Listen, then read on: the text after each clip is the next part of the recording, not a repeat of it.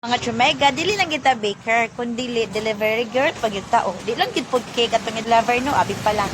Nari tayo pa surprise. Lara. Yes, mga chumega.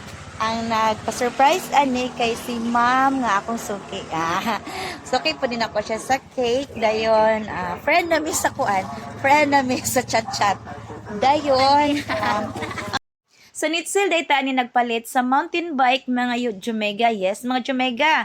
Moto nga nagpili ta diri kaning red ang ato ang napilian kay dili pa kay siya habog kay 6 years old pa ang anak ni ma'am nga iyahang regaluhan. Yes, mga Jumega din ato na dayon ning gipatry o gipa-plaster na to aning ilahang stuff.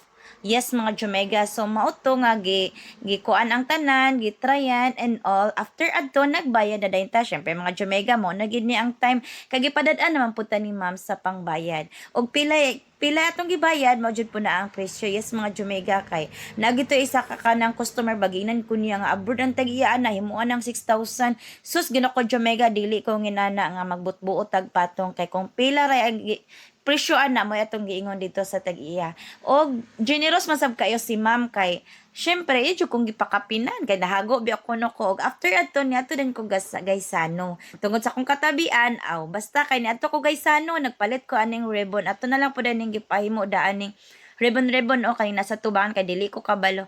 After na mga Jumega sa graduation day na gyud ato na ning ko giato diri sa convention unya kay tandog man ang ribbon nga kanang ato ni siyang tuyok ang ligid sa giasot ni Jamaica kay syempre dagko ba kay tagbuktan. Og mo to nga Jamaica lipay kay batay gisakyan niya diretso pag natangtang ang ribbon ako kabantay tanawa. Sumuto nga may gani abti kayo ang iyahang tito or iyaban ng kuya pagtangtang sa ribbon og nara siya very happy. Og thank you kayo ma'am. May Ilondo og congrats baby. Na jud kay bike, na pa jud kay cake. So maora sa tong mga Jamaica kay murag taas-taas na tong istorya. Bye-bye.